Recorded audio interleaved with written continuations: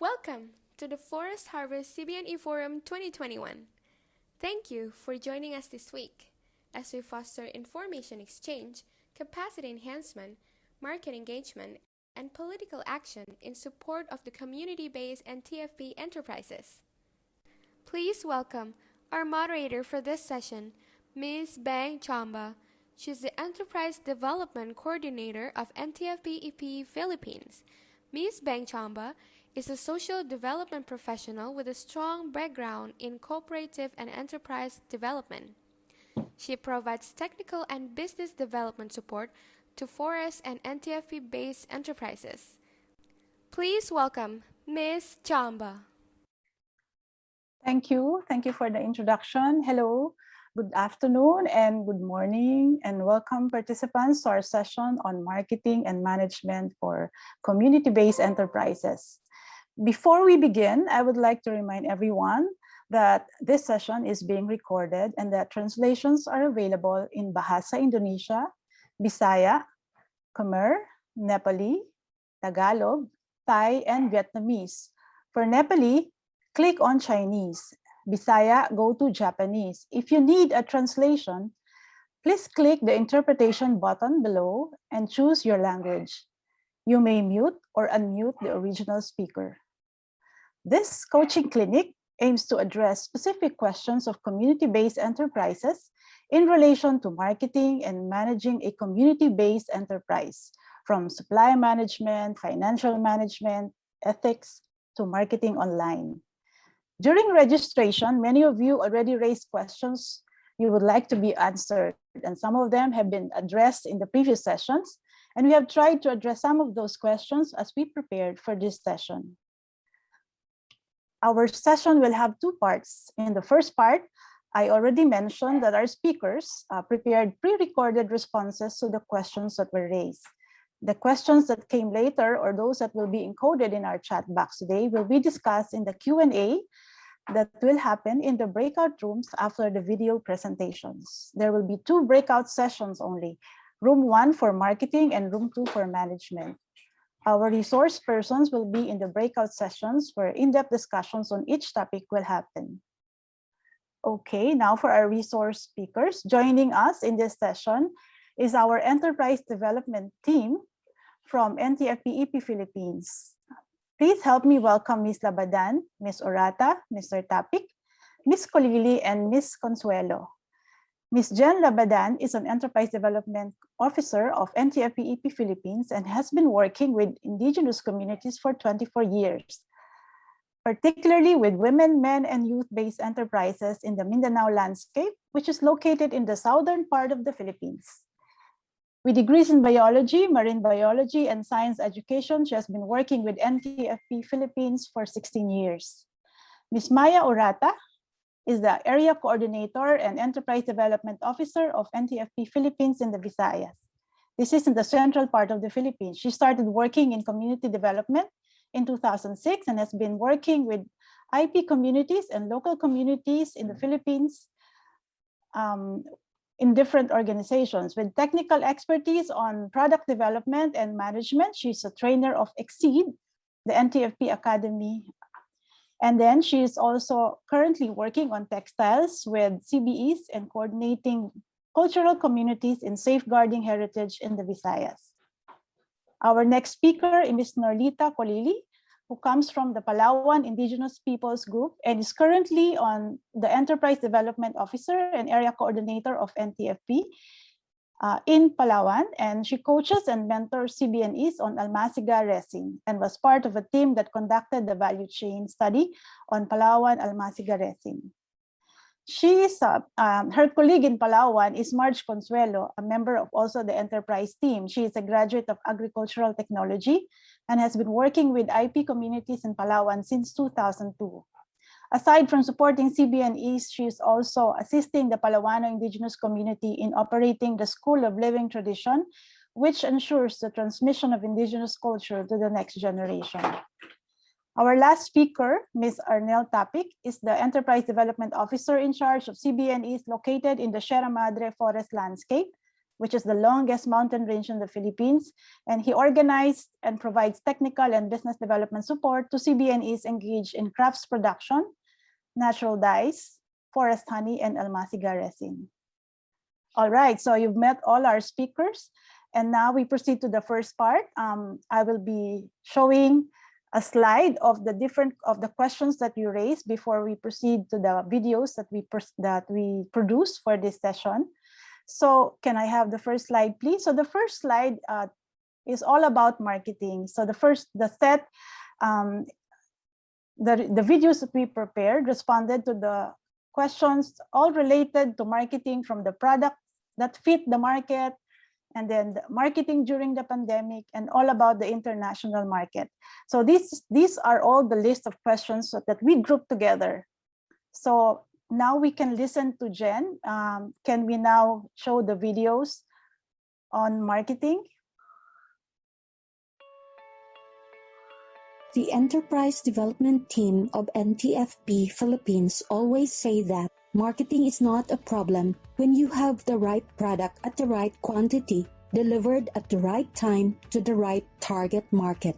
An example would be the citronella essential oil of the Higaonon community, who is engaged in business-to-business marketing with Human Nature, company that manufactures and markets personal care products globally. The community could produce the volume with the citronellal content required by the company, but they could not produce the right color.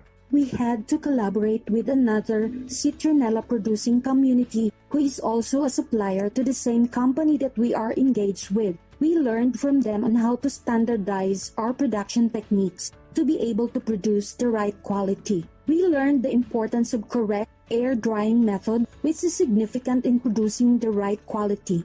Our first 3 deliveries were rejected, but the 4th, after so much attempt to standardize the extraction process, has passed the laboratory test, and we got a go signal to proceed with our production and deliveries. Speaking of standardization, NTFP Philippines initiated the creation of traditional textile standards among its partner weaving communities, known as the Good Hinabi practice, that includes production standards that ensure environmental accountability, social responsibility, quality assurance, and authenticity. The GHP standards ensures good production practices, which can aid the producers in performing the correct processes to come up with the required quality. It also sets standards in producing a product that can be considered an environmentally accountable, socially responsible, and authentic indigenous product. In support to the production standards, it is also important that we secure standard equipment and tools for the CBNEs. CBNEs are observed to have difficulties producing the required quality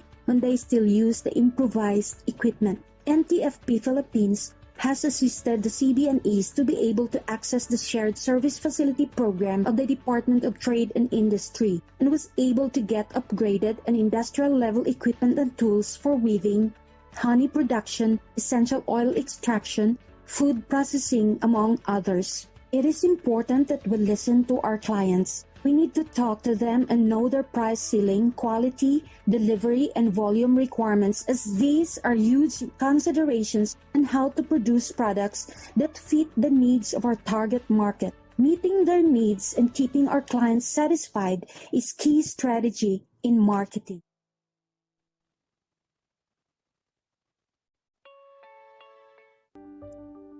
After 1 year that pandemic hit mankind, world economy staggered. So with our community-based enterprises, consumers could not go to physical stores like they used to. Consumers buy the essentials only. Most common question for entrepreneurs at the onset of the pandemic is how to reach the market. 3 marketing strategies we would like to highlight. One is that CBNEs in the Philippines need to adapt to digital marketing. NTFP-EP Philippines, through its partner Custom Made Craft Center, the CMCC, has tied up with the Department of Trade and Industry to go into online marketing of products from our partner communities. Second, For non-essential products like hand-woven traditional cloth, weaving communities have turned into production of face masks and face shields with the traditional cloth as either the main material or accent. Also underscoring here the collaboration with government agency. Weaving groups in Aklan, Bukidnon, and South Cotabato closely work with government agencies for the promotion and distribution of the face mask and face shields at the height of the lockdowns in the Philippines. Thirdly, it is an advantage to have a business-to-business or B2B marketing engagement for some of our products like 1. Citronella oil of Higaonon communities in Bukidnon, sold to Human Nature, an international social enterprise and fair trade brand for personal care products. 2. Almasiga resin of Palawan communities, shipped and sold to Island Paint Company in Cebu City that produces varnish and paint.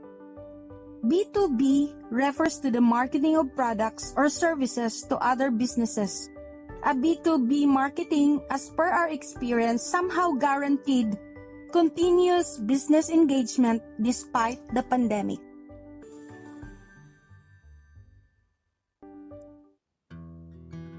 It is important that CBNEs come up with a good product that represents efficient, cost-effective, and quality production, from raw materials procurement to processing, to finishing and packaging, and finally delivery or distribution. Quality checking should be done all throughout this entire production process and not at the finishing stage only, which is a common unintentional mistake among CBNEs. We would like to highlight the Sunflower Weavers export experience in 2011. At first, we revived the practice of natural dyeing technique. The weavers then produced samples and sent the same to different companies through our national marketing intermediary.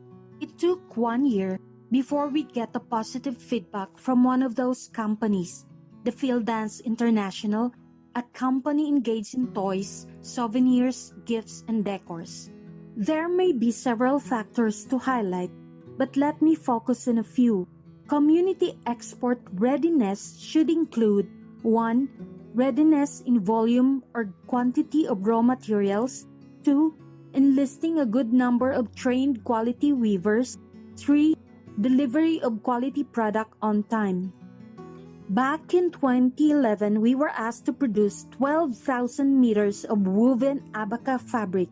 This means we need tons of abaca fiber as well as tons of guava leaves and mahogany barks.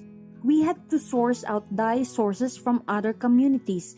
We also needed to enlist other weavers and quickly train them in quality production. Can your community deliver on time given the strict quality requirement?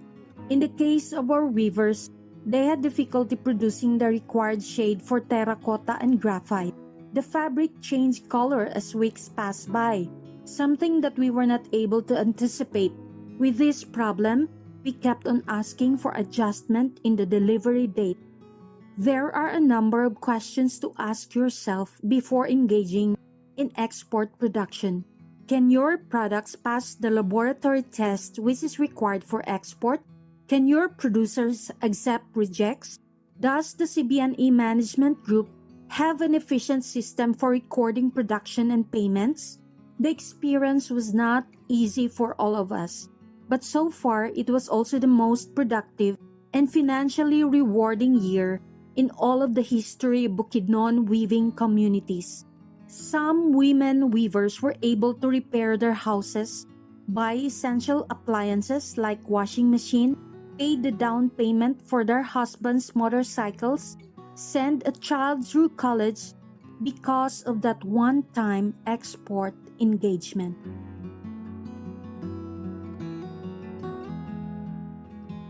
Thank you for that, Jen. So as you can see, when we do the recording, we can control the time because, and we also have problems right now with rotational brownout. So we decided to record our responses.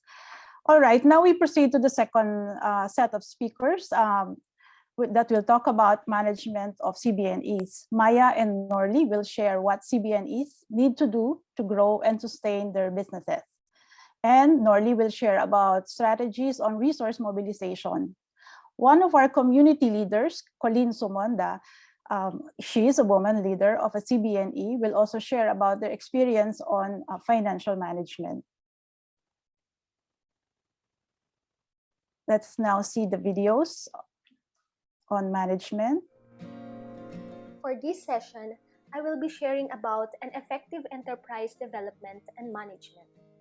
The first key element in enterprise development is having a common goal that binds CBNE for their operation. The formation of a community-based NTFP enterprises must start with the interest and initiative of the community itself in order to operate and be sustainable. Members should voluntarily join, interact, and work to achieve a well-defined common goal and vision. NTFP-EP Philippines only facilitates the operation, development, and strengthening of CBNEs depending on the goals and needs of the enterprises. The next element is setting the enterprise management. A good management means systems and policies are not just in written form but strictly implemented, monitored, and audited with identified people working with the specific roles and functions, of course. If you have this installed and established, then you can have a good operation of your CBNE. The type of management also differs according to the form of group organization they are registered to. In the Philippines, most of our partners are registered to the Department of Labor and Employment, to the Security and Exchange Commission, and the Cooperative Development Authority. Good management also reflects good financial ethics.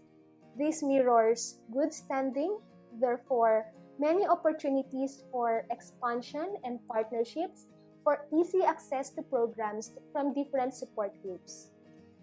In addition, another element for an effective enterprise is having a business plan. This will guide CBNEs in the operation of the enterprise, but business plans should be regularly assessed if targets are really achieved. This will help CBNE decide if there is a need to expand and if approaches are still strategic.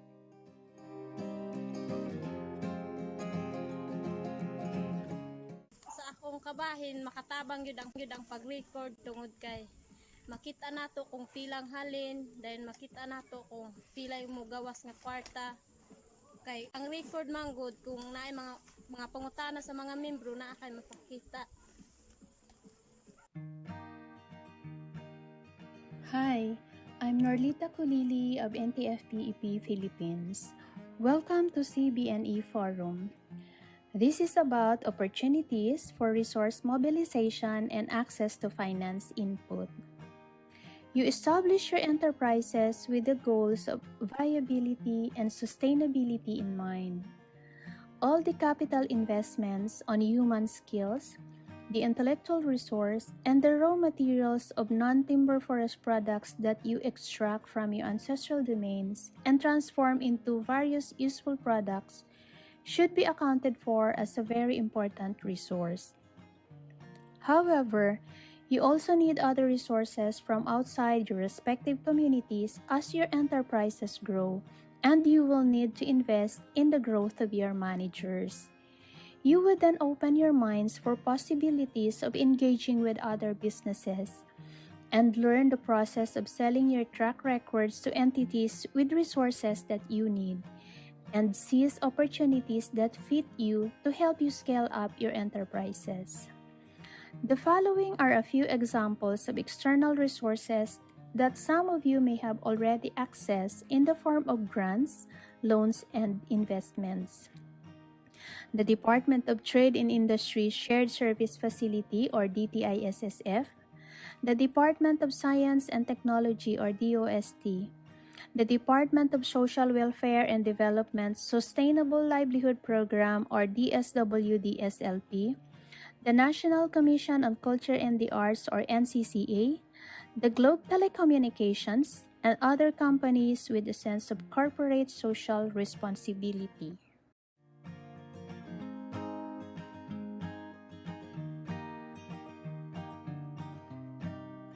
Okay, so Norly and Maya and Colleen have already shared with you how to manage an enterprise, the different factors or different elements that you need to set up and that you need to do in order for you to be able to manage your operations properly.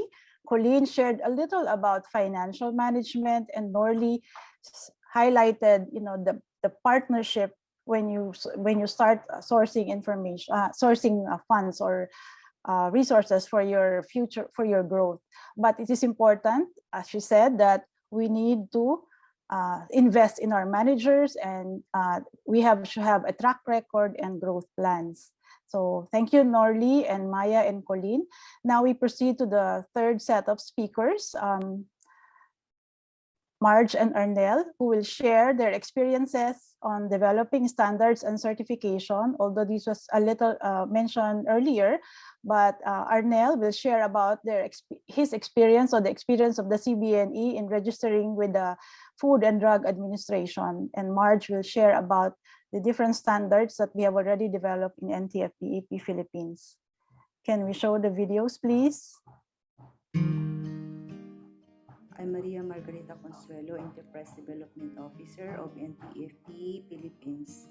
NTFP-EP Philippines is not a certifying agency, and there are proper agencies for certification like the Department of Trade and Industry, the DTI, the FDA or the Food and Drug Administration, and other agencies. And we are not certifying our products to any agencies because it is very much expensive and lots of requirement. NTFP is a member of Fair Trade Alliance, and instead of go into certification, we establish our own protocol and standards and the level of community enterprise. For honey, the Philippine Forest Honey Network or PFHN develop protocol and standards on proper harvesting and processing. Same thing with the products like almasiga, textile crops, dyes, and others has developed community standards to meet buyer standards to assure continuous engagement with buyers. Communities also have the IKSP or the Indigenous Knowledge Systems and Practices that also contributed to community and the development of protocol and standards for community enterprise.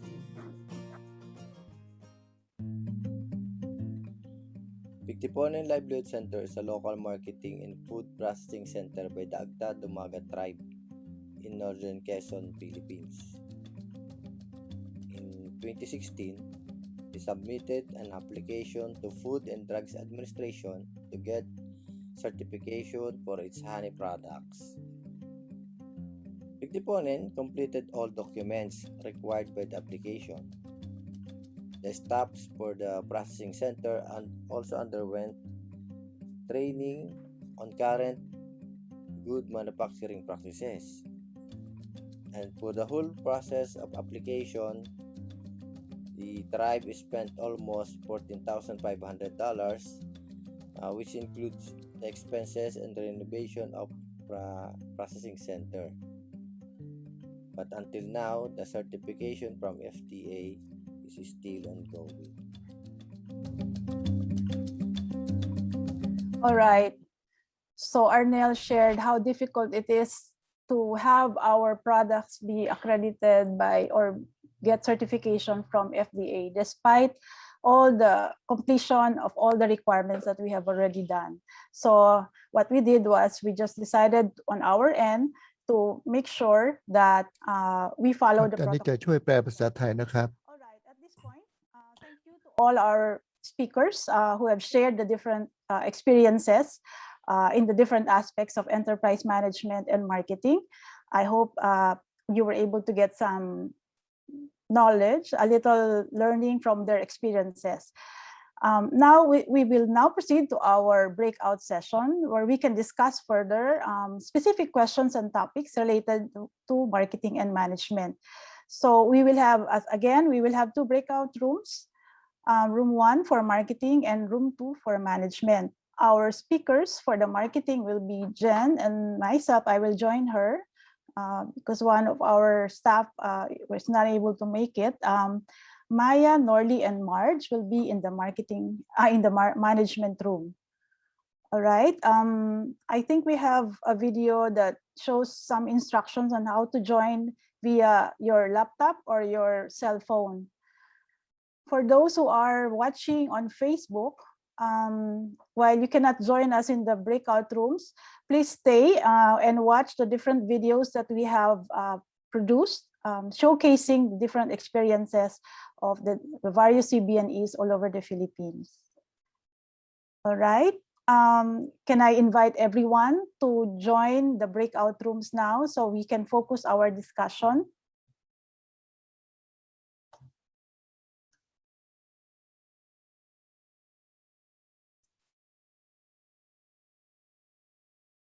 You can click the breakout rooms.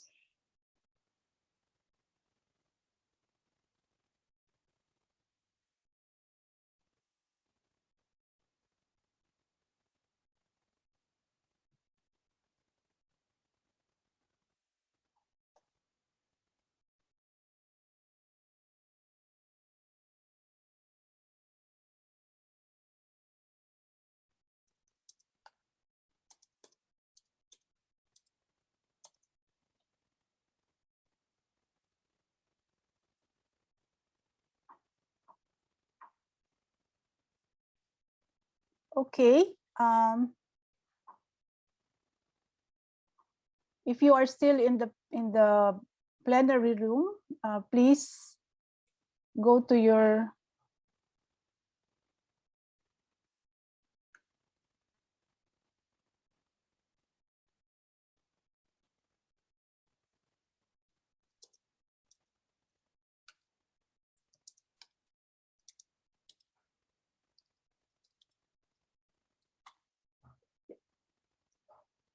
we allocated about 20 minutes for the breakout session.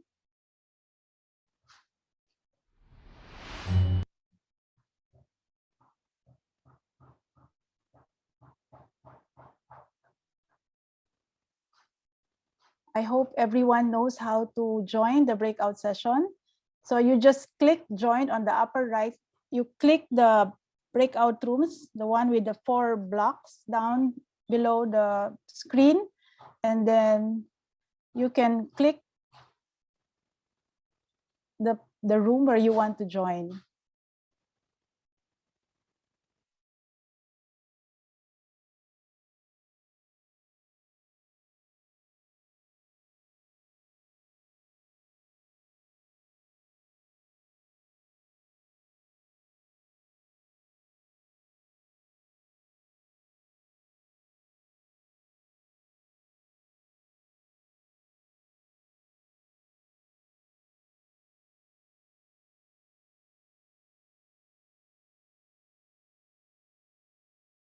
Operator អ្នកអាច เลข ចូល เลขห้ ទៅ องอะไร កន្លែងនោះបាន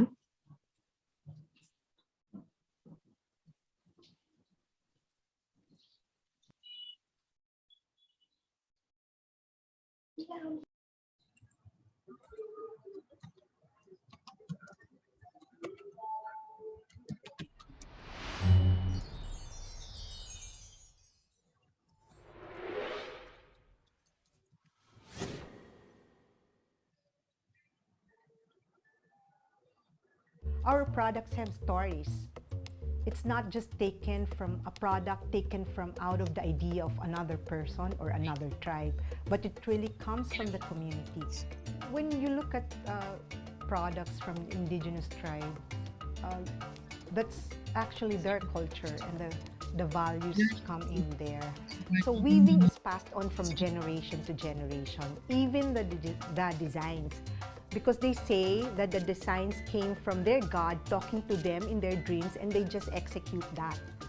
So now, if the weavers will not earn from the work that they do, they'd rather forget it and do other kinds of work. That's why we really need to preserve that weaving tradition. If weaving can really be a livelihood, then it can be preserved. It can only be a livelihood if people would patronize these products. If they'd say, oh, gawang katutubo lang yan.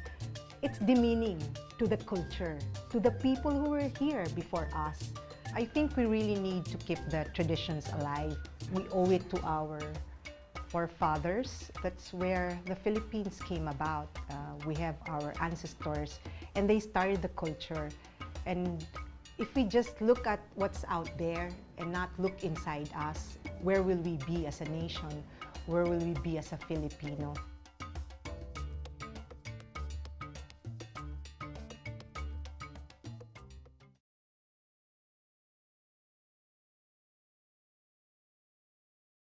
CMCC stands for Custom Made Craft Center. It is a non-profit organization that markets authentic, indigenous, and fairly traded products from the Philippines. Our products have stories.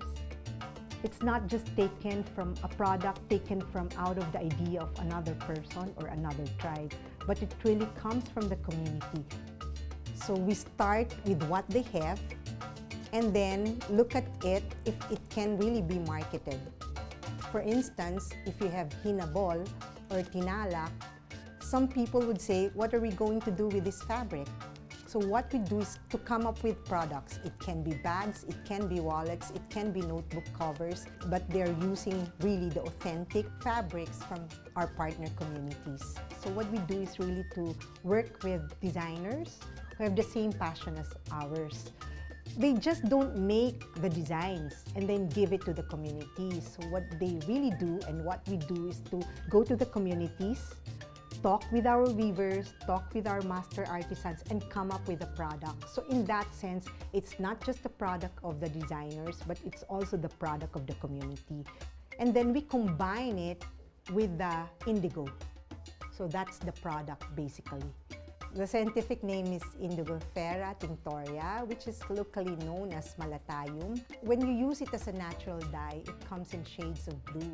This can be done in powder form without much benefit of technology. The technology is really very easy. You just harvest it during its flowering stage, and then you ferment it. After 48 hours, you aerate it with lime and all, and then just get the sediments, and then after some time, you dry it, and there comes the indigo powder already. Indigo can be used in a lot of different ways. So we can mass produce it, we can plant indigo in several communities, and then be able to sell them or use them in the fabrics that we are producing or our communities are producing. When you look at products from indigenous tribes, that's actually their culture, and the values come in there. So weaving is passed on from generation to generation, even the designs, because they say that the designs came from their God talking to them in their dreams, and they just execute that. So now, if the weavers will not earn from the work that they do, they'd rather forget it and do other kinds of work. That's why we really need to preserve that weaving tradition. If weaving can really be a livelihood, then it can be preserved. It can only be a livelihood if people would patronize these products. The first thing that Globe provided us is the internet connection. And that's very important. Even our communities, we do communicate with them through the internet and also through the phones. We have Globe Charge, which is really charging your expenses through your credit card using just the mobile phone. Some of our customers avail of that. Before, we just use basically cash.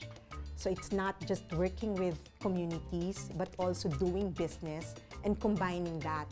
And I think with CMCC, we have been pretty successful. I think we really need to keep the traditions alive. We owe it to our forefathers. That's where the Philippines came about. We have our ancestors, and they started the culture. And If we just look at what's out there and not look inside us, where will we be as a nation? Where will we be as a Filipino?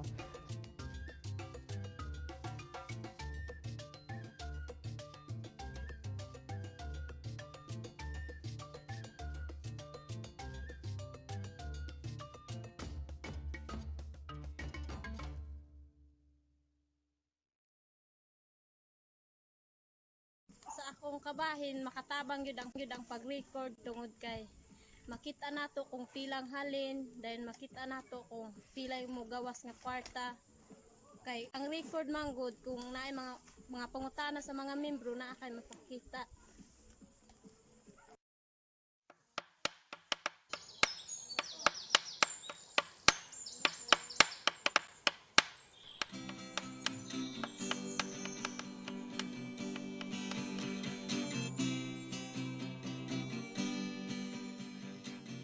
Ang kalasangan dakoy kalambigitan sa amo ang mga lumad nga higaonon.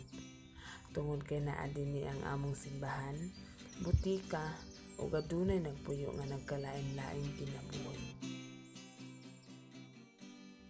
Mausap dinhi ang tinubdan sa ubang katubigan ug among kuhaanan sa mga pagkaon. Para sa among mga higaonon, grabe ka mahinungdanon ang mga lumadon nga pagkaon tungod kay diha nabuhi ang tanan nga mga higaonon sa ato ang kalasangan. Ang atong mga pagkaon nasulod diha. Daghan pa kaayo nga mga klase-klase diha sa atong kalasangan. Pareha sa mga baboy halas, nga milo, mga ambaw, mga usa. So diha gyud nato makita nga unsa ka importante ug kahalangdon kanato para sa ato ang mga atong mga pagkaon sa atong lasang.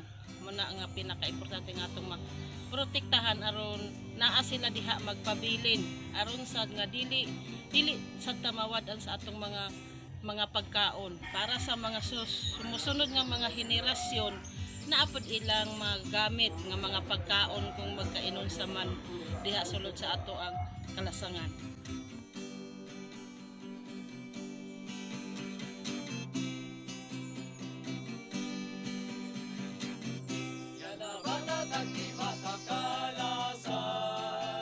Importante kini ang wild foods tungod kay diha namo nakuha ang among tambal ug pagkaon. Importante sad kayo kay diha pod ang mga pagkaon diha pod gikuan sa among mga ninuno paggamit sa pagritual. Sulod sa kalasangan, adunay nagkalain-laing matang sa mga pagkaon ug mananap. Mga klase-klaseng kahoy nga kuhaanan og tambal. Usa niini mao ang kahoy nga kalingag.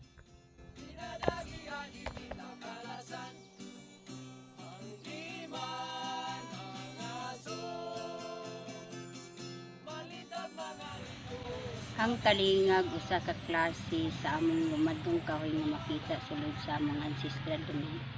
Isip higaonon nadiskubrihan sa among mga apuhan o mga katigulangan nga usa kini sa tradisyonal nga tambal sa bungkat, panuhot ug pwede usab kini gamiton sa pangpagana sa pagkaon. Ug tungod niini, pipila sa among mga membro ang ga-harvest pinaagi sa pagtapya sa iyang panit uban ang pagsunod sa sistema sa pag-harvest aron mapasiguro nga dili kini mapasipalahan ug magmaluntaron ang iyang kinabuhi.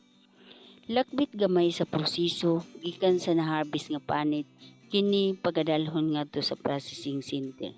Kuskuson sa pino kaayo aron nga isagol sa among pan nga gihimo. Diha sa among nahibaluan nga iyang tradisyonal nga gamit, hinahinay namo nga nakat-unan ug nakita nga dako kaayo kinig potensyal sa among katilingban kay pwede day kini magamit pangsagol sa pagkaon.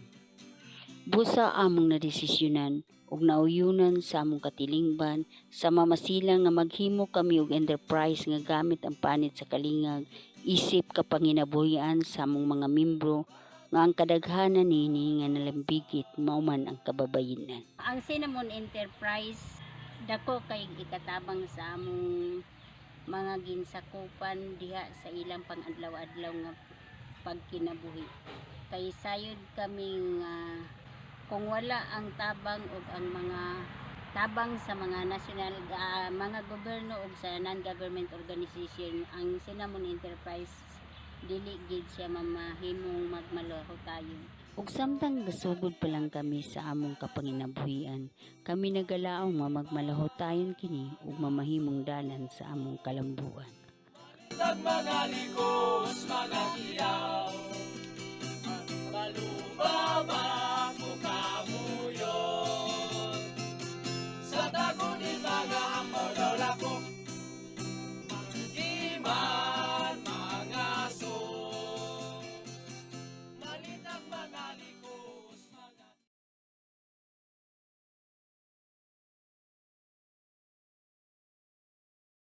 Ako si Lalay Sumunda. Marketing Officer ang akong katungdanan sa iya HTC Enterprise. Usa ka katilimbanong pagnegosyo nga ang produkto mao ang citronella oil. Ako di ay si Colin Sumunda, usa ka bookkeeper. Ako ang tig-record sa nigawas o nisulod nga kwarta aron dokumentado ang mga transaksyon sa among negosyo. Belong to the people's organization called Siluo Anangi Itoy Amusig Higaonon Tribal Community or SAIA. They also belong to the indigenous group called Higaonon. SAIA is a 20,000-hectare mountainous area in Sitio Impahanong, Barangay San Luis, Malitbog, Bukidnon. SAIA was organized as people's organization for the delineation and recognition of their ancestral domain in 2010. The organization was involved in rainforestation, community development planning, as well as livelihood. SAIA is composed of Higaonon people who continue to practice their cultural beliefs and traditions. They perform rituals during important events like community gathering, marriage, planting and harvest season, among others. Ang SAIA Enterprise nagsugod niadtong 2010. Inubanan sa pagtabang sa NTFP-EP. Ang samuyaw, natural nga abunda sa among lugar sa Sitio Impahanong. Processing started with the harvesting of grass. It is known that the red Java variety of citronella gives more yield in terms of quantity as well as preferred by buyers in color and scent. The grass are then air-dried for 2 weeks or more depending on the weather. During dry season, drying of citronella is shortened. And during rainy days, drying takes longer time. Yield of citronella also decreases during rainy season. When the grass is already air-dried, they are loaded in the distillation unit. SAIA's distillation drum can hold a maximum of 250 kilograms of dry grass. This amount of dry grass can produce about 3 kilos of citronella oil. The distillation of 250 kilograms takes about 10 hours. Oil collected undergoes filtration to take away unwanted water and other impurities. Naka-apply o nakakuha mi sa SSF nga programa sa DTI. Ug kami nahatagan sa among distillation facility niadtong December 2019. Pero kaniadto drum ang among gamit sa pag-process og citronella oil. The distillation unit of SAIA can now produce 50 to 100 kilograms of citronella oil in 1 month. With the current market, they produce about 20 to 30 kilograms a month. Yaging tuig, gisulayan namo nga makig-partner sa Humanitarian og hatagan mi nila og purchase order apan ang among gikasubo ang pag-abot sa COVID-19. Diin adunay lockdown ug naundang ang among pakiglambigit sa Humanitarian. Ug walay kumpanya nga makadala sa among produkto dito sa Manila. SAIA has local individual buyers in Malaybalay City, buyer relatives in the neighboring ancestral domain of Barangay Hagpa in Pasugong, and within their own barangay. They also have a partner local marketing display center, Lindungawan, where they consign citronella in a regular basis. Sai also display bottled citronella at the DTI Negosyo Center in Poblacion, Malitbog. There are about 40 active members of Saiya Enterprise, composing of 32 citronella farmers, processors, and managers. 70% of citronella farmers are women, while 60% of enterprise leaders and managers are also women. 2 of them are Colleen Sumunda and Lalay Sumunda. Sales already helped families in the schooling of children and food. Sometimes families would come to the enterprise managers and volunteers to process citronella so they can have money to spend to family special needs, such as wedding or sick family members. Women managers have learned how to market their product.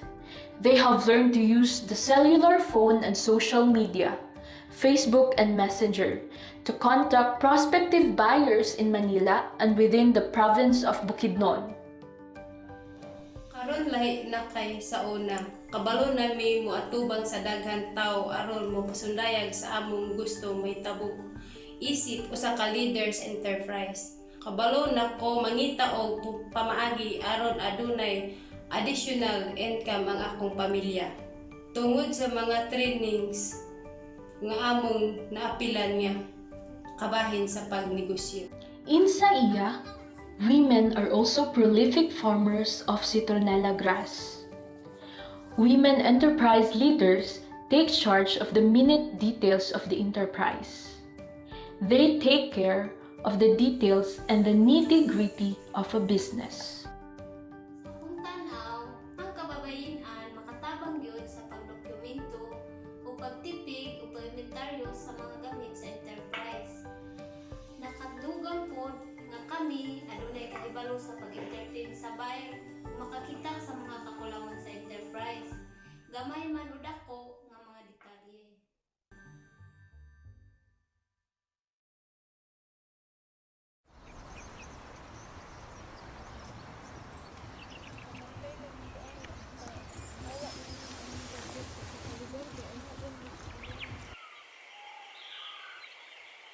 Sunflower is perennially prolific in Manalo, a forest village in the mountains of Bukidnon, the home to Higaonon weavers. The one that defines the Higaonon culture is the traditional cloth, the hinabol. It has been declared a cloth of peace because of its contribution to the economy, culture, and peace of the Higaonon community. Hinabol weaving is a timeless tradition of the Higaonon people. This traditional fabric is woven out of quality fibers from abaca plants, Musa textilis.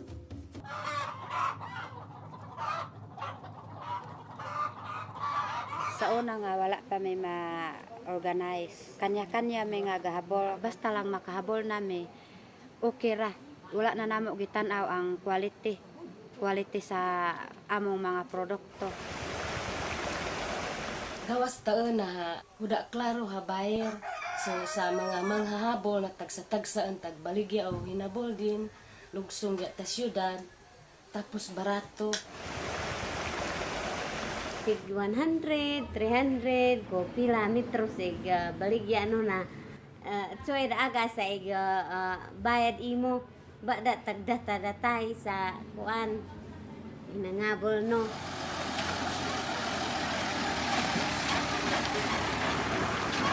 Masagid nga nakatabang sa amo ang non-timber forest product. Sila ang nagtudlo sa amo sa mga costing, financial statement, pagbalanse, pagbudget, nakakato nami unsaon pagnegosyo. Sila ang nagseminar sa amo unsaon pag-improve sa quality sa among production. ako gayad sa tabang para kana nakatuon kay man natural dye sa presyo ho hinabol na medyo mig tangkaw aga mig mahal. Now, hinabol has become a product of commercial value, and sunflower weavers, being a versatile and significantly big group of weavers, are capable of producing large volume of hinabol to interested buyers. So April, May, June, July, dapat by July lumumanta sa atong production. In 2011, sunflower weavers produced more than 5,000 meters of hinabol for Crate and Barrel, a huge American chain of retail stores. In 2012, due to a high demand in the market, Crate and Barrel reordered the same product. The sunflower weavers boldly accepted the order. Pila gid sa kahimo no ng kabulan. Okay pa pirma ang mga weavers kon uyon pa ba sila nga dawato namo ang order ang uban ni pirma. So amo ning gidawat. Pero pagkahuman ni ana ang uban wala na ni habol gakarejik man ang ilang mga gahabolon. Ang nahitabo ana katong order namo dili na namo gakakaya nga habolon kay pipila na lang ang mohabol. Kami nga grupo nakadesisyon on ha i-cancel dai sa order. Nakig-meeting mi sa coordinator nga amo na lang kini cancel. Di man pwede nga mo cancel kaya nakapirma naman sad sila sa PO. Dako na ang among penalty og i-cancel pa. Kaya nga nag-meeting mi og unsa among buhaton para nga magmalig-on ra ang mga weavers. Nakahuna-huna mi nga mag-ritual mi. Basin daw mauni hinungdan nga daghan ang kakangarijik kay wala gid may agi sa ritual. Ang mga katigulangan nasa una mag-ritual man sila kon maghahabi.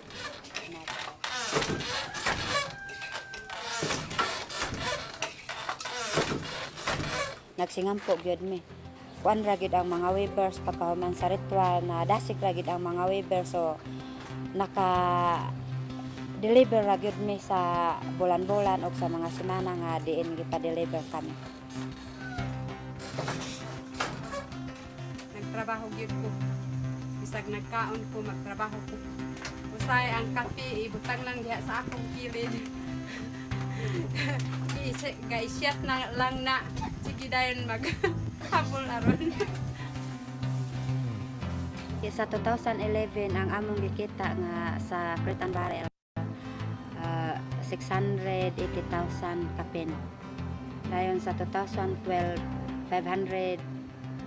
500,000 kapin. Ang uban nga mga weavers na ilang nang palit nga mga kaptangan. Ang uban nakapalit og sin para sa ilang balay, ang uban naka down og motor para sa ilang panginabuhian. Tungod sa akong paningkamot nakakuha ko og rep og sa 2012 nakapalit ko og washing machine. Sa akong mga anak nga mga eskwela nakapalit ko og simina og sa ilang mga project. Nakatabang gayud ho panginabuhi o pamilya kaya nakadugang gayud ho panginabuhian o pamilya. Mao nga amo ning ginganlan ang among grupo sa Sunflower Weavers tungod niini nga mga sagbot nga bisan pa imo ning lampason, sunugon o patyon paglabay sa mga pipila ka semana or bulan motubo kini pagbalik o samot kini kadaghan. Kining among grupo bisan pag naay mga tawo nga gusto mo puuan og ilang biay-biayon magpadayon mi nga maning basog magmalig-on sa among grupo mo maghugpong para nga dili mi mapuot.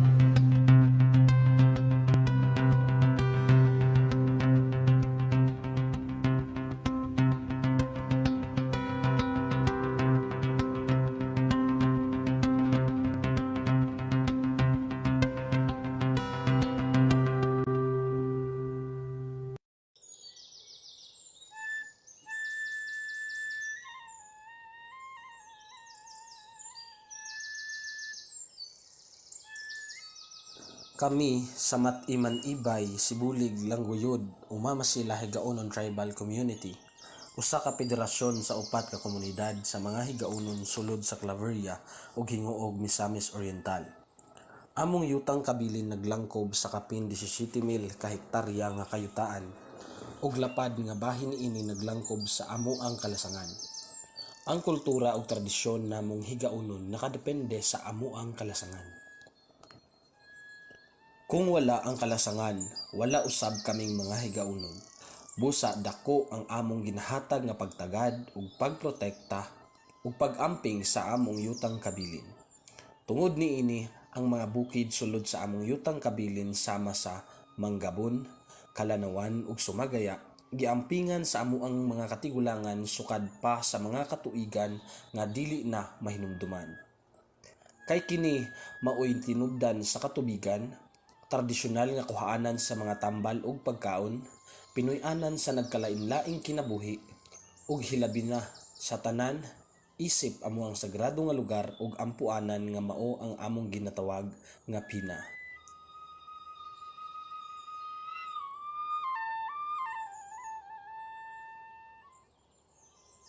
Sa kanakana sayran no Pina sa buhayan na lugar sa simbahan ng mga ginapuan mga ginasan.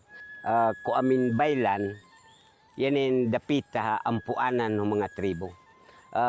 Tinuod sa naha doon ng mga atawa sa nakaugsak doon tayana mga kayuda, mga lumot daw, mga sagbot at siwayda sa sagbot doon naghano. Pero siya na mga sagbot doon tayo sa buhay na mga bulong. Wala lang katun iyo duma ataw pero pinaka-importante yan. Ang puanan na yung dapita ko amin tagdalo sa una panahon din ita alog harig kaulian doon tayo ipaynaon para maulian. Ang puanan doon sa mga tambal dapita yan sa pinahabugta. Para sa ako isip kabataan, importante kaayo nga mapasa sa mga katigulangan ang ilahang kahibalo pinaagi sa kultura ngadto sa kanamo nga mga kabataan tungod kay mao kini ang pinaka nindot nga pamaagi nga mabalansi ang paggamit sa mga butang diha sa kinayahan aron mabuhi ang tao. No, dili lang sa amo nga tribo kundi apil na usab ang mga dili tribo. Isip usa ka batanon nga higaonon daw kay kahimuan ang pina o bahaw-bahaw nga amuhang mahibal-an para pod mapasa namo sa uban pa nga sumusunod nganong naay bahaw-bahaw unsay kalahian sa bahaw-bahaw ug sa pina para pod dili malapasan kung asa to dapit ang sagrado nga lugar. Protektahan ang pina o ilabi na usab ang bahaw-bahaw para sa mga sumusunod nga mga henerasyon. Grabe ka mahinungdanon ang among pagpanlaoy kay diha na mo makatunan ang unsa ka mahinungdanon ang among yutang kabilin ug ang kultura kabahin sa among pag-amping sa amo ang kinaiyahan. Sa kasamtangan ang among mga katigulangan nagtinguha nga mapadayon ang pag-amping sa yutang kabilin pinaagi sa pagtudlo sa kultura ug tradisyon sa among mga kabataan.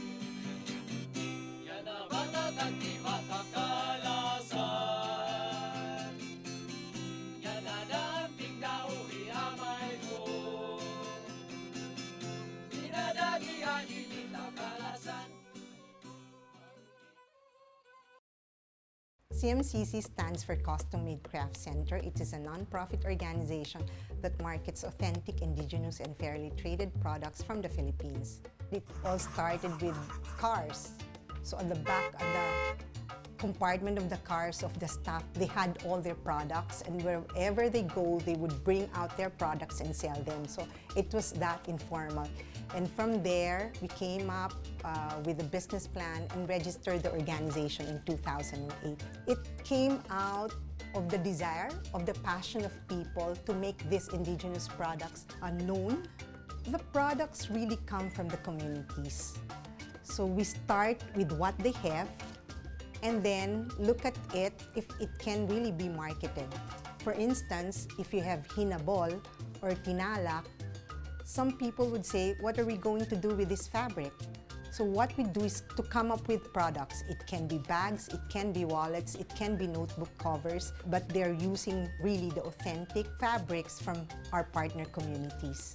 So it's really a collaboration between our master weavers, master artisans, and the designers that can come from abroad or even the Philippines. So that, I think, is the main thing for us, that we do this not because we want to earn, but because we want to help the communities earn, but at the same time respecting their indigenous culture.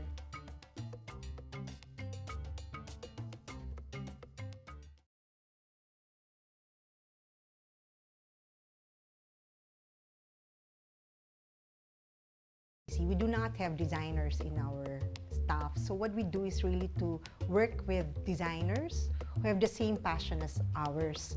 They just don't make the designs and then give it to the communities. So what they really do and what we do is to go to the communities, talk with our weavers, talk with our master artisans, and come up with a product. So in that sense, it's not just the product of the designers, but it's also the product of the community. And then we combine it with the indigo. So that's the product basically. The scientific name is Indigofera tinctoria, which is locally known as Malatayum. When you use it as a natural dye, it comes in shades of blue. This can be done in powder form without much benefit of technology. The technology is really very easy. You just harvest it during its flowering stage, and then you ferment it. After 48 hours, you aerate it with lime and all, and then just get the sediments, and then after some time, you dry it, and there comes the indigo powder already. Indigo can be used in a lot of different ways. So we can mass produce it, we can plant indigo in several communities, and then be able to sell them or use them in the fabrics that we are producing or our communities are producing.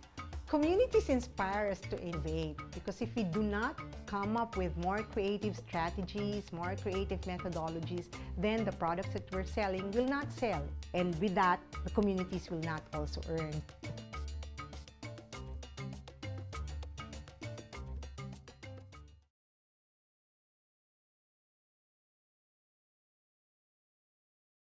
Our products have stories. It's not just taken from a product taken from out of the idea of another person or another tribe, but it really comes from the community. When you look at products from indigenous tribes, that's actually their culture, and the values come in there. So weaving is passed on from generation to generation, even the designs. Because they say that the designs came from their God talking to them in their dreams, and they just execute that. So now, if the weavers will not earn from the work that they do, they'd rather forget it and do other kinds of work. That's why we really need to preserve that weaving tradition. If weaving can really be a livelihood, then it can be preserved. It can only be a livelihood if people would patronize these products. If they'd say, oh, gawang katutubo lang yan. It's demeaning to the culture, to the people who were here before us. I think we really need to keep the traditions alive. We owe it to our forefathers. That's where the Philippines came about. We have our ancestors, and they started the culture. And if we just look at what's out there and not look inside us, where will we be as a nation? Where will we be as a Filipino?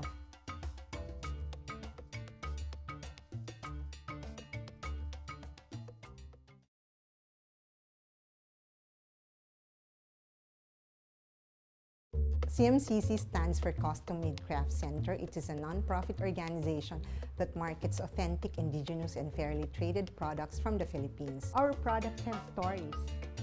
It's not just taken from a product taken from out of the idea of another person or another tribe, but it really comes from the community.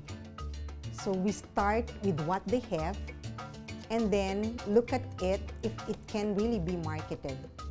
For instance, if you have hinabol or tinalak, some people would say, what are we going to do with this fabric?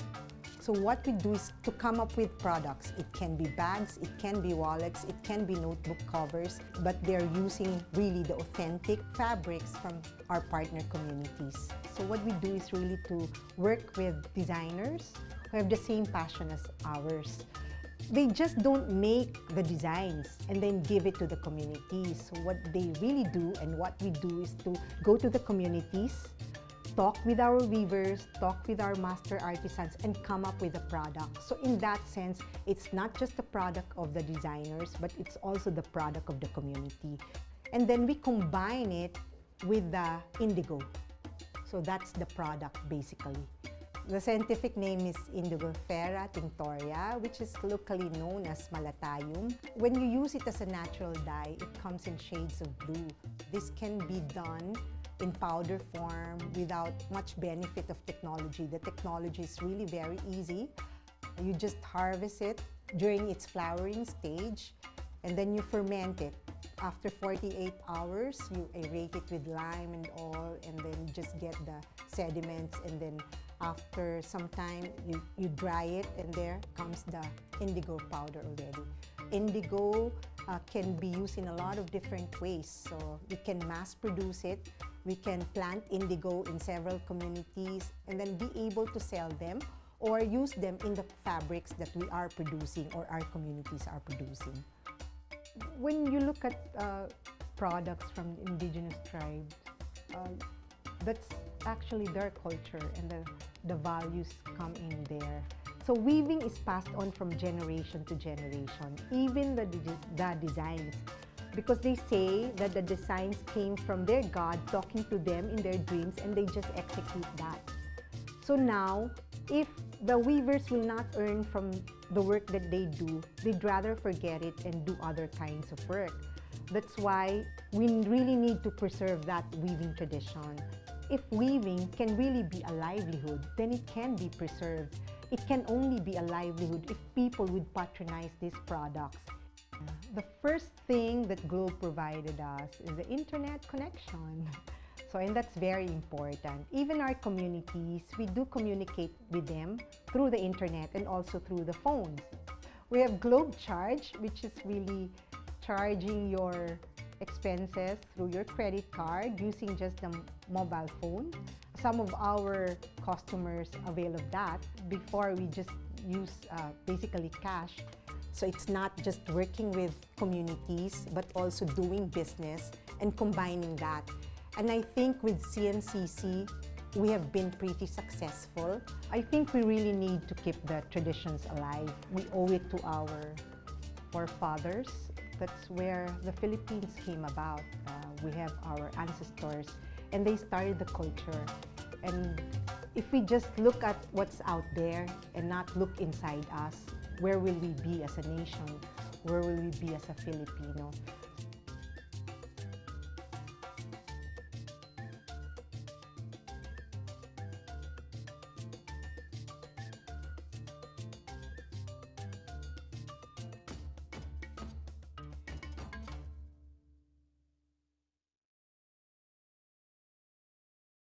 Sa akong kabahin, makatabang yun ang pag-record tungod kay makita nato kung pilang halin, dahil makita nato kung pila yung gawas nga kwarta.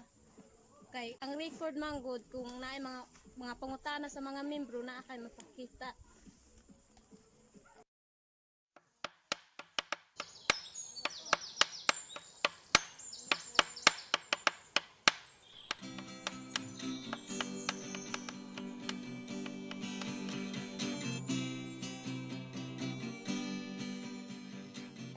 Ang kalasangan dakoy kalambigitan sa amo ang mga lumad nga higaonon. Tungod kay naa dinhi ang among simbahan, butika o adunay nagpuyo nga nagkalain-laing kinabuhi. Mausap dinhi ang tinubdan sa ubang katubigan ug among kuhaanan sa mga pagkaon.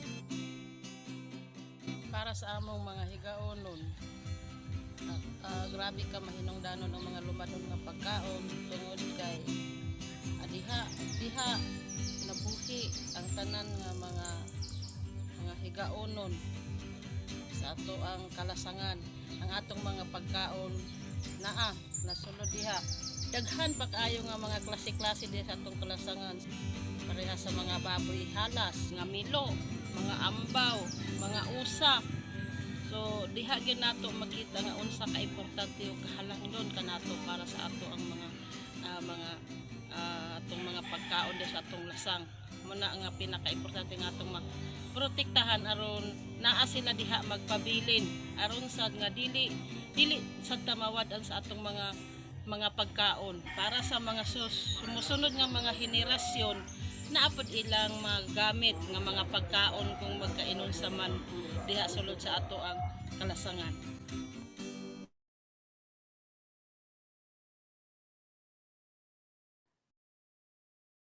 All right, welcome again, everyone. We are now in the last part of our session. I hope everyone is back in the main room. Okay, now we'd like to invite two volunteers from each room to share the highlights of the discussion in the room and some takeaways from the presentation. Can we ask from the marketing team room, can we ask Tammy Africa? We volunteered her to share the highlights of the discussion. Can we highlight Ms. Tammy Africa, please, and unmute yourself?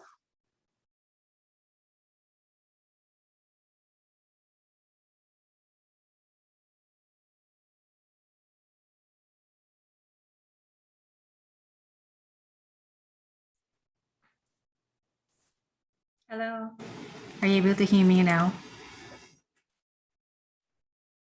Ms. Bang? Yes, yeah, you're Okay. clear.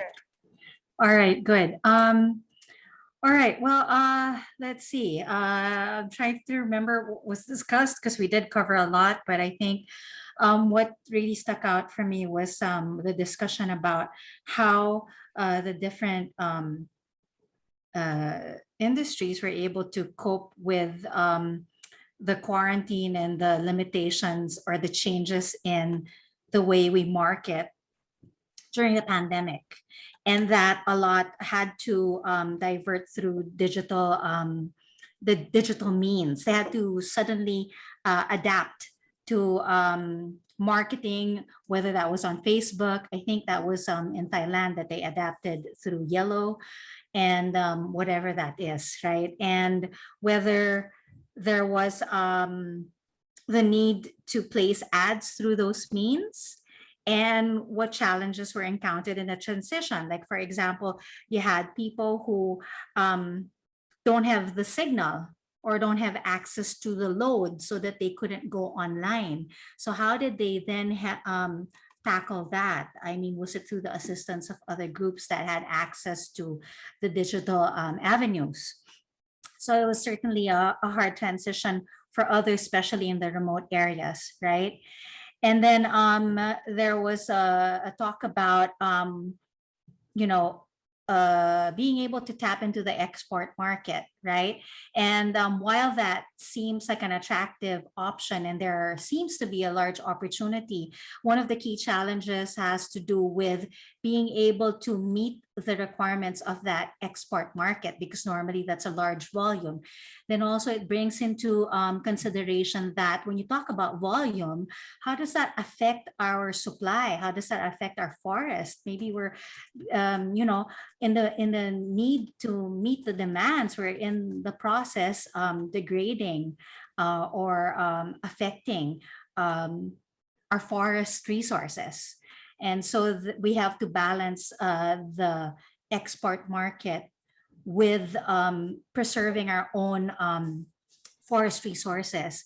And then there was also someone who said that, sometimes exporting is not the best. It's focusing on the local markets, and local market might even give you better profits, in fact, and then also not deplete your resources. Oh. So I don't know if I captured a lot of that, but hopefully I did. Okay, thank you, Tammy, for the very insightful sharing. Can I invite the management breakouts room if they were already if they were able to choose a volunteer to share the takeaways and the highlights of the discussion. Anyone from, okay, so they have the Jamboard.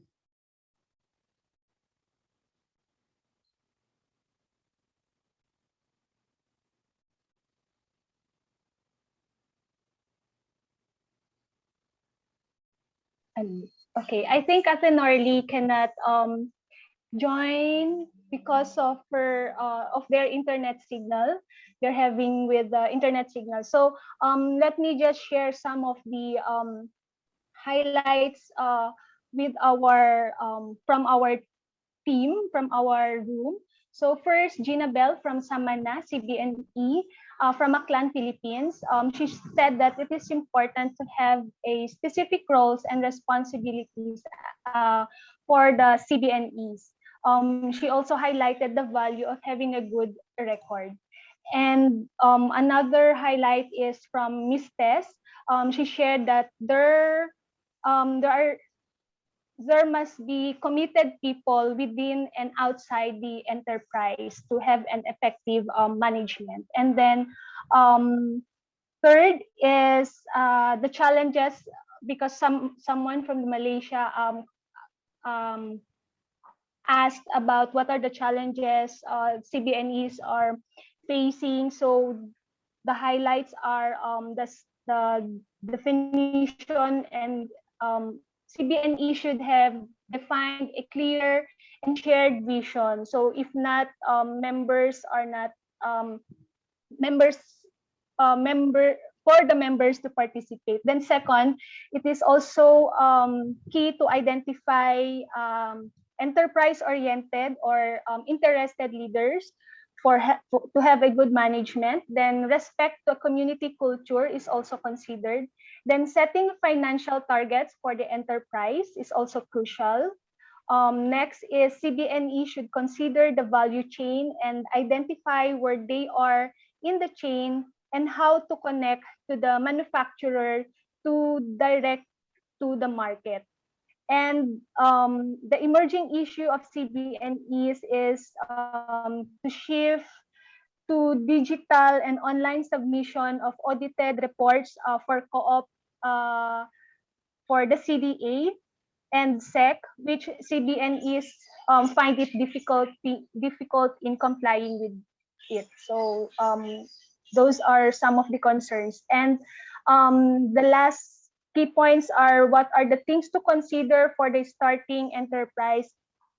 This was presented yesterday, but this was again discussed and highlighted. So we need the resource assessment, the product viability, to check the market also as well, who are the people to buy. And then third is the enabling environment and the readiness of the community. And on the CBNE registration, Palawan CBNE opted to register as a cooperative because of the low cost taxes involved. So those were just few of the sharing from our team. Wow. Thank you. Thank you, Maya. You definitely talk about a lot of things. Thank you for the sharing, and thank you for the to our moderators in the breakout rooms. I guess some of the participants were not able to join the breakout rooms.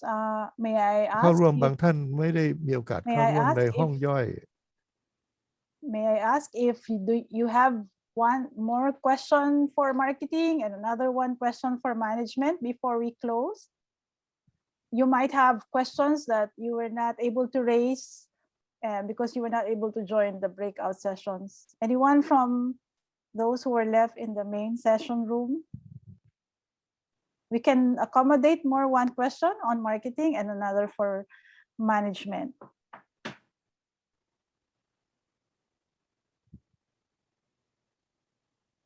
Please help me. I don't know who raised their hands.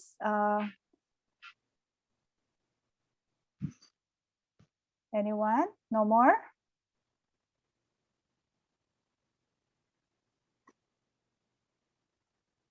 May I ask my co-moderator if there are people raising their hands? because I cannot see all. Yes, there's one question. Yes. How, it says here, how to build truth for NTFP products. What does it mean? How to build? How Do you to see build? it? Yeah. How to build trust. How to build trust. Thanks, for Lakina. Is this the Lakina I know from Cambodia? Yeah. Hi, Lakina. Anyone from my colleagues who wants to respond to that? The question is how to build trust for NTFP products.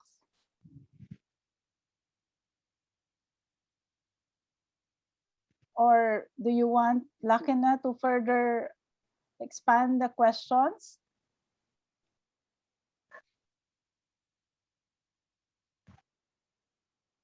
Can I? Maya. Okay, Maya. Okay, I don't know if this is the context, but as to financial management, maybe to properly manage your cash flow is one of the best way to maintain trust of your members.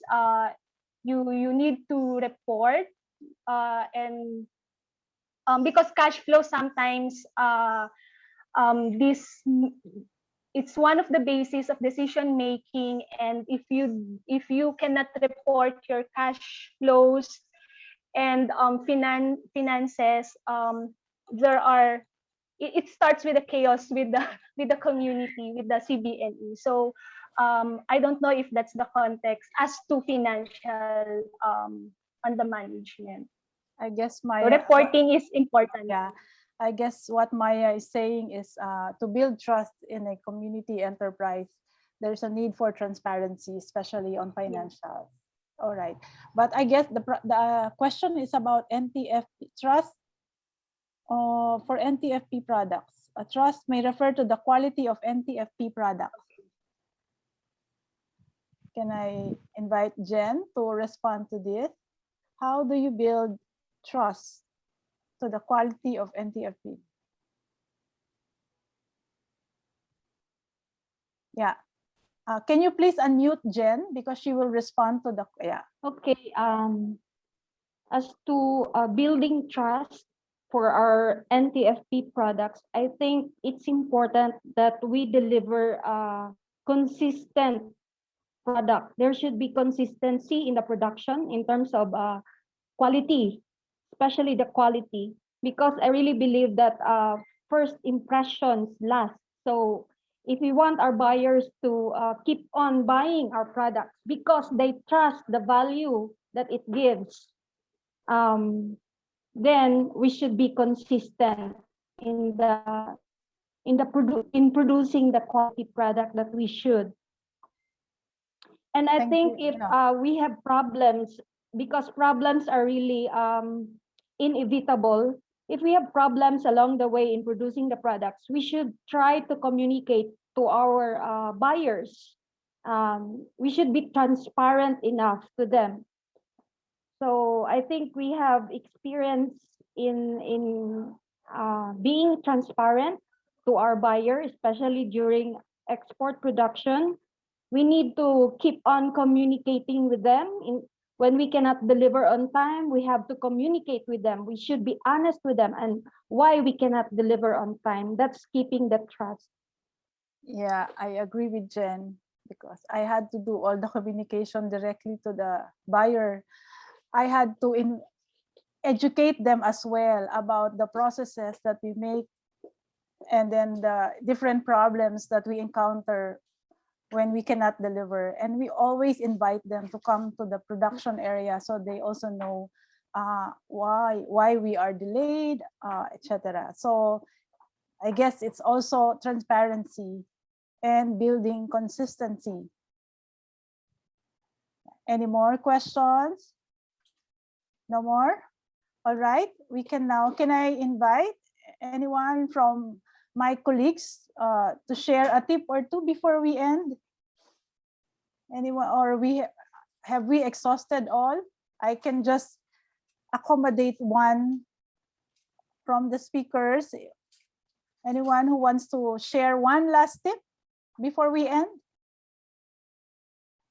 Sorry, two of our resource persons have already dropped because of internet connection. So we have now Jen and Maya. So if do you have something to share, Maya or Jen? No more? I guess we can already end. All right. So now is the thank you all to our resource speakers for sharing their wealth of experience in working with community enterprises. I'm sure everyone here in this room have also experiences to share. And unfortunately, we just don't have enough time to do that. But this endeavor, this CBNE forum will continue, and we will continue to connect with you and be able to share those experiences as well. So thank you for joining us in this session. We hope you have learned a lot from our team. Our time is up, but there are still many interesting sessions to come, even as we are on our second to the last day of this Forest Harvest CBNE Forum 2021. See you there, and I hope everyone is well and be safe. We will show you our video of our online platform.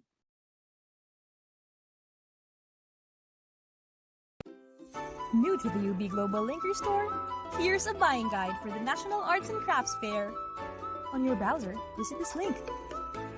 Scroll to view the items. Click Buy Now. See the details. Then add to your cart. View the items you've added to your cart. Once ready, proceed to checkout.